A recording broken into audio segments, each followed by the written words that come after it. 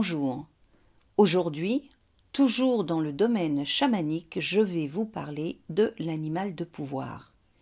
La tradition chamanique dit que chaque être humain est doté à sa naissance d'un, voire de deux esprits protecteurs qui se présentent sous la forme d'un animal. Cet esprit, appelé animal de pouvoir ou allié, se porte volontaire pour accompagner le nouveau-né lors de son périple sur Terre.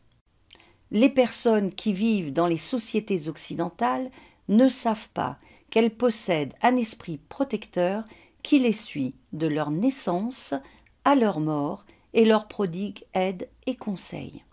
Cette ignorance fait qu'elles n'ont pas de lien avec leur animal de pouvoir, et cet oubli entraîne souvent son départ, engendrant alors pour elles des difficultés de tous ordres dans leur vie quotidienne et occasionnant la plupart du temps une perte d'âme. Les liens avec les animaux de pouvoir sont très anciens, mais toujours très présents. Pour les praticiens chamans, ces connexions sont fondamentales. Il faut savoir que l'animal protecteur est immuablement bénéfique pour son protégé, même s'il est de nature féroce comme un tigre ou un dragon. Il est et sera toujours une source de pouvoir animal à laquelle le chaman se connecte par son intermédiaire. Traditionnellement, les animaux gardiens vivent dans le monde d'en bas, le monde inférieur, mais du fait de leur nature, ils peuvent aller où bon leur semble, dans le monde d'en haut comme dans celui du milieu. L'animal de pouvoir symbolise l'espèce à laquelle il appartient.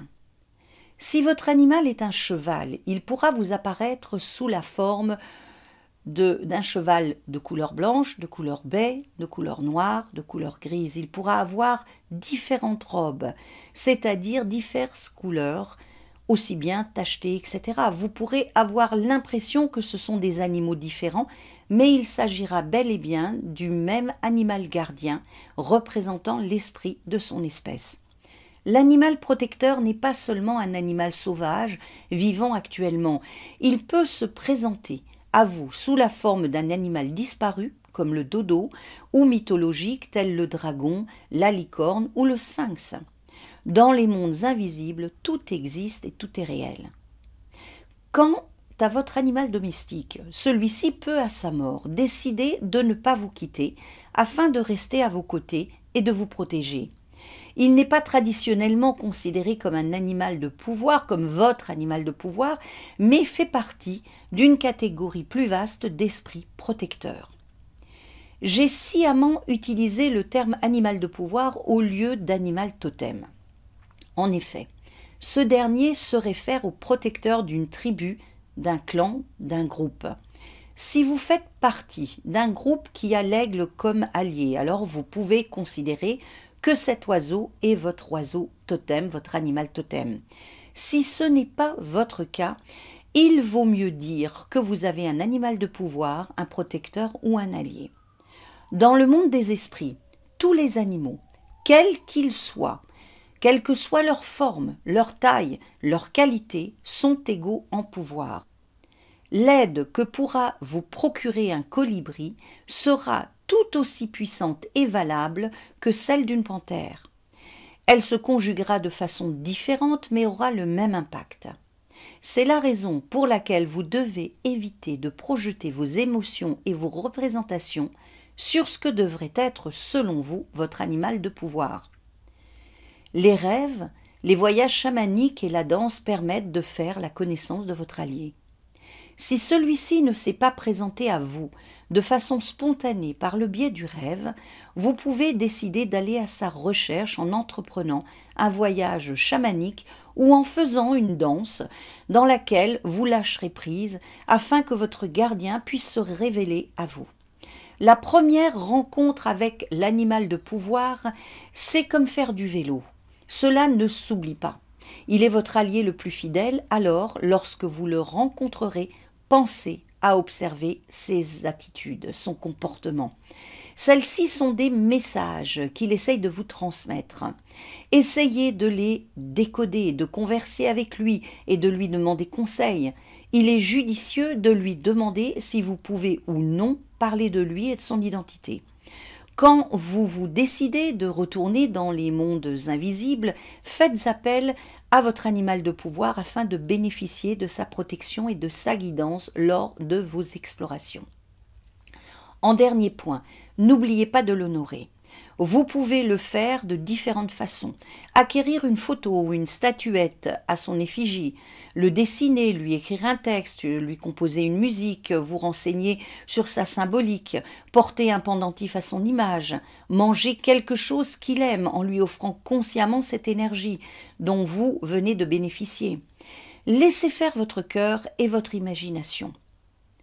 À vous de trouver la meilleure manière de lui rendre hommage et de le remercier pour sa présence et son aide.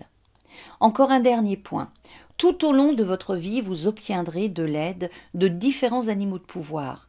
Bien que vous soyez né avec un animal précis, ne soyez pas surpris lorsque d'autres se présenteront à vous afin de vous porter assistance. Il vous suffit juste d'en avoir conscience afin de pouvoir interagir au mieux avec eux. Maintenant, imaginons, un collègue ne vous apprécie pas et ne manque aucune occasion de vous faire du tort. Vous êtes convoqué par votre direction. Avant de pénétrer chez votre supérieur, appelez votre animal de pouvoir, qui est par exemple un tigre. Sentez sa présence à vos côtés. Notez le changement énergétique au moment où vous pénétrez dans le bureau et surtout, regardez bien votre directeur tout en ayant conscience que votre tigre vous accompagne et vous protège. Observez la transformation dans l'attitude de votre supérieur. Souriez intérieurement car vous savez à quoi cela est dû. Et lui n'en a aucune idée. Il a peur et n'en a même pas conscience. Bref, votre animal de pouvoir vous accompagne au quotidien. Vous avez besoin de plus de clarté dans une situation, demandez à l'aigle de vous permettre de prendre de la hauteur et de voir au loin.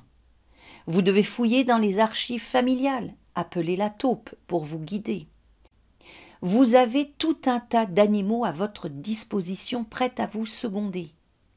N'hésitez pas et essayez de connaître ceux qui se tiennent en ce moment près de vous. Pour vous permettre de rencontrer plus facilement votre animal de pouvoir, j'ai concocté pour vous un petit guide. Il vous suffit juste de cliquer sur le lien qui se trouve dessous pour le recevoir. J'espère que ce petit topo vous a éclairé sur l'animal de pouvoir. Si c'est le cas, n'hésitez pas à cliquer sur « J'aime ce contenu » et à vous abonner à la chaîne. Pour être prévenu de la sortie des prochaines vidéos, vous pouvez également cliquer sur la cloche. Alors je vous dis à très bientôt. Rêvons et voyageons ensemble.